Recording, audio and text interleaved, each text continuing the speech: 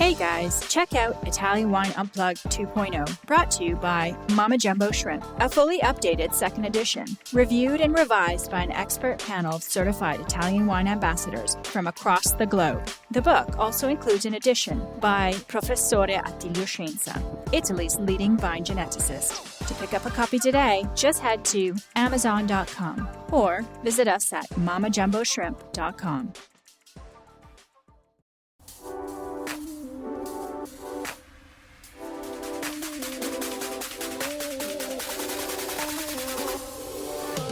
Welcome to another episode of On the Road Edition, hosted by Stevie Kim.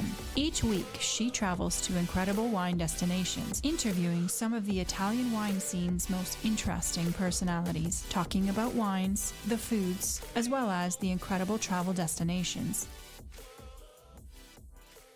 Hello, my name's Stevie Kim, and welcome to Italian Wine Podcast On the Road Edition. That means we'll be playing this video also on the Mama Jumbo Shrimp, our sister channel, YouTube channel. So today we will be going through some of the master classes during Wine Cube for Partesa. We've done this already in the past. We've done it in Milan.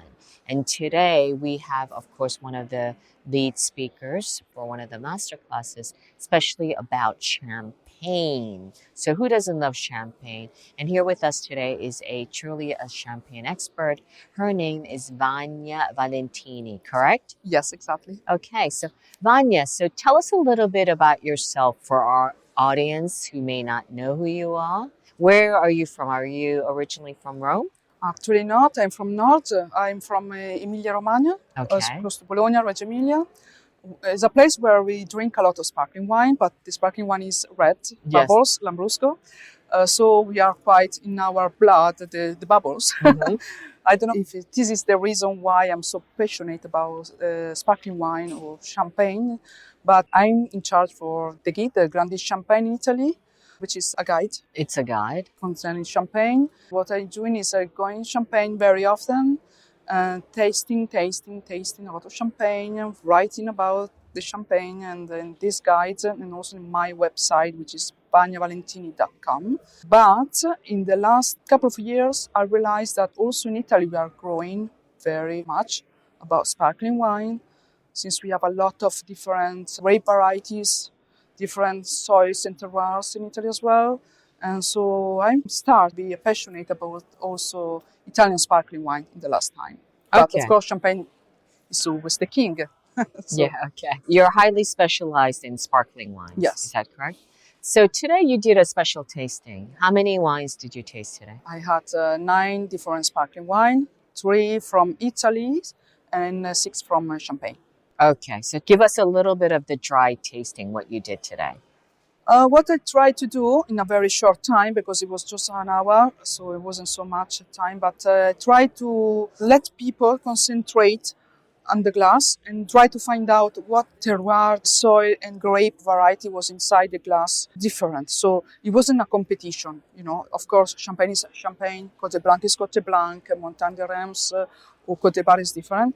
And also Italian sparkling white wine, especially when they are coming from a very good producer or really organic, especially organic producer, you can find different shades into the glass. So to try to listen. So what are the 3 Italian wines you've tasted today? The very first one was Amidio, which is coming from Soave, which is famous for different Carugate. Voilà, yeah. The name of the maison is Carugate, and it was really stunning because it was grape variety which is called Durello, which is not so famous, but it's impressive. It's not famous at all. Nobody knows. Yes, but it's a secret. Yeah, exactly. We have in Italy only 450 hectares of these grape varieties. It's only there with volcanic soils. And it's impressive because you really can taste the citrus, the fruit in the mouth. Very high in acidity, right? Yes, and also a lot of longevity. So you had 1 Durello, and what other 2 Italian and wines? Then we had a Trento DOC. So we moved a little bit north in Trentino. Of course, you have a different soil. You have a Dolomia, which is where you have the Dolomites mountains, a Chardonnay. And it was impressive because you had a sparkling wine with 10 years on yeast. Mm-hmm. But it was so fine, so elegant, so delicate, but at the same time with a lot of body structure, so really good. Most of the people appreciate it. It was really, really interesting and elegant as well. Which was the... Decatos, the name, okay. from Cantina Roeno. Aroeno. Oh, yes, In I've the had Trento, that wine, yeah. actually. Okay, and then the third Italian wine? The third one was Marc Alberto. We still are in the north of Italy. We are in Langhe, where Barolo comes for Barbaresco. This is a sparkling wine with 70% of Pinot Noir, 30% of Chardonnay. The soil are from limestone. And it was so elegant with some butter scents, more expressive. So that was your last wine, right? Third Yeah. wine to Italian, start that's Italian. go over to the champagne. Yes, then we moved to the Côte Blanc in Champagne. That means Chardonnay, 100%. Crama, which is a Grand Cru in Côte Blanc. The name of the producer was Dieu Beauvalois, which is a small vigneron, 15 hectares. And it's so beautiful because it's a perfect picture of the Côte Blanc. Citrus, cray, which is the white stone you have there. Really, really fragrant, really fresh. Chalk.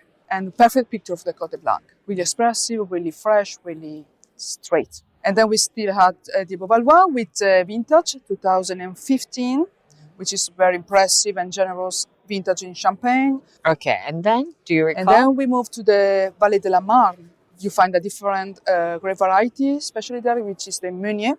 So we had Eric Tallier with 100% Meunier. They don't call it Petit Meunier anymore. No, actually they call it Yeah. still because they've been saying Petit Meunier for ages, so they still call it Petit Meunier. But actually the proper name now is Meunier, which is red grapes, generous, fruity, but with Eric Tallier, which is the name of the producer.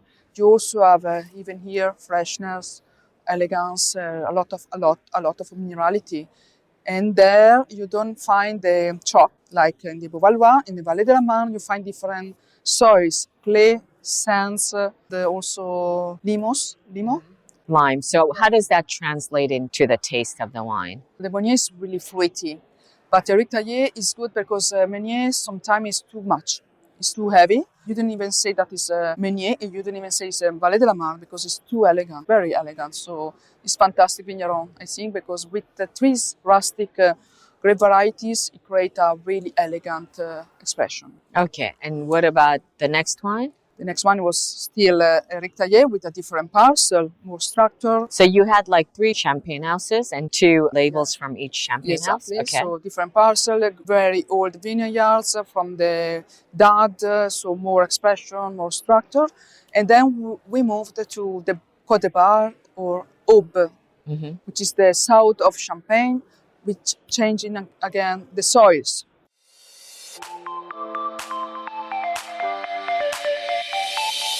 Are you enjoying this podcast? There's so much more high-quality wine content available from Mama Jumbo Shrimp. Check out our new wine study maps, our books on Italian wine, including Italian Wine Unplugged, The Jumbo Shrimp Guide to Italian Wine, Sangiovese Lambrusco and Other Stories, and much, much more on our website, mamajumboshrimp.com. Now back to the show. It's more ancient. It's a Kimmerich, coming from 150 million years ago. It's the same soil of Chablis, it was the same soil of Sancerre, and there you find Pinot Noir, especially Pinot Noir, 95% of Pinot Noir in the Aube or Côte Bar, the same. Today we have the Drapier, which is a really old maison from the 1100th century. The very first bottle we had was the Sans Soufre, without sulfite, without dosage, so very pure Pinot Noir from the Aube. And it was the completely opposite of the Côte Blanc of the Beauvalois because it was generous, red fruits. At the same time, it was fresh and salty. You can read the terroir and the soil. And then we go to the Grand Cendré, which is the Cuvée de Prestige of the Maison de Drapier. And there you find Champagne had 10 years on yeast, 55% Pinot Noir, 45% Chardonnay. So elegant, so full body, so structured. It's like a red wine. You can match it with red meat or important dishes in a restaurant. So And that was your last wine. exactly. Yeah. So Vanya, for maybe some of us who are not as an expert like yourself in champagne, how would you pair these wines with food? Of course, champagne, we all drink it just on itself, but does it go also with food? Absolutely, yes. And what kind of, like, how do you pair the champagne with food? Well, it all depends of the champagne, of course. But the nice thing about champagne is you can find the champagne for aperitif, really. You like the Beauvalois Blanc de Blanc, the one I said before, really fresh. You can drink it on the beach without thinking anything, just freshness. And the one with more Pinot Noir, Romagné, with more fruit, red fruits and structure, so you can even match pairing with fish, but also red meat. So it all depends of the years on the yeast, so the aging, of the grape varieties, of the area it's coming from. It is important to know about champagne before to decide how to pair champagne, because champagne is really complicated. Because people don't imagine eating red meat with champagne, right? I know, but Pinot Noir, for example, so a Blanc de Noir is a red grapes. So you can even remove the skin in order to press it and to have a white sparkling wine, but the structure is from Pinot Noir. If you have a Blanc de Blanc, if you have a Blanc de Noir, you can taste and see and feel the difference. And especially when the Pinot Noir is, let's say, the aging is on bois and on the wood, and also many years on yeast, it gets structure and structure and structure. So it's absolutely more pairable with meat than some red teeny wine. Okay. So let's say just one like practical question for our champagne consumers out there. If I have a budget, can you give us like a range of what kind of wines to choose? Because it's champagne, there's champagne and there's champagne, right? So tell us like the ranges of the prices for the three houses that you've tasted today. So the six champagnes.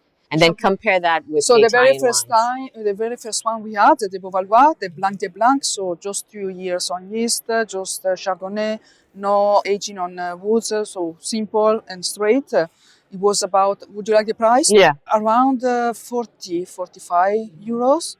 And it's really honest, because today, I have to say, the Chardonnay in Côte de Blanc is about 9, 10 euro per kilo, which is impossible to find a price like in the world, and it's increasing. So inside a bottle of champagne, you have 30, 14 euro only of raw material, of grapes.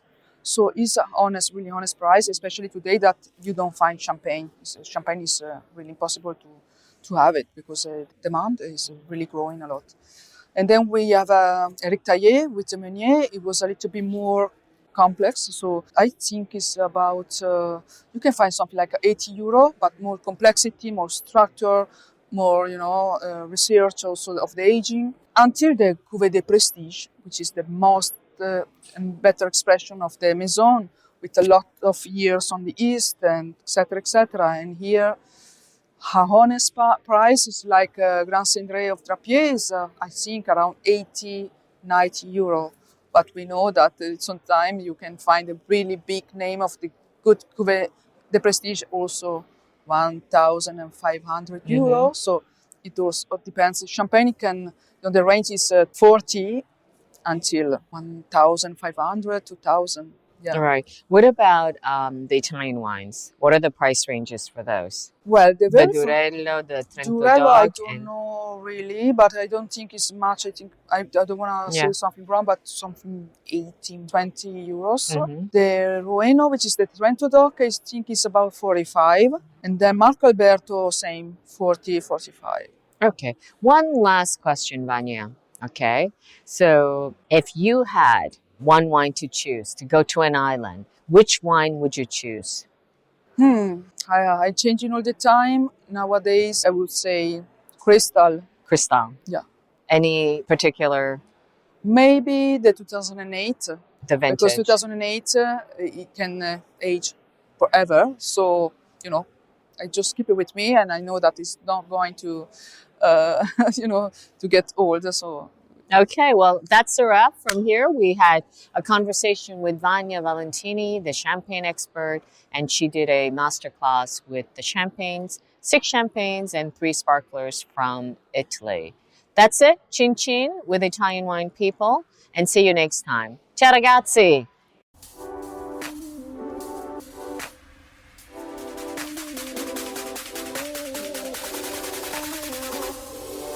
Thank you for joining us on another installment of On the Road Edition, hosted by Stevie Kim. Join her again next week for more interesting content in the Italian wine scene. You can also find us at ItalianWinePodcast.com or wherever you get your pods. You can also check out our YouTube channel, Mama Jumbo Shrimp, to watch these interviews and the footage captured of each location. Chin chin!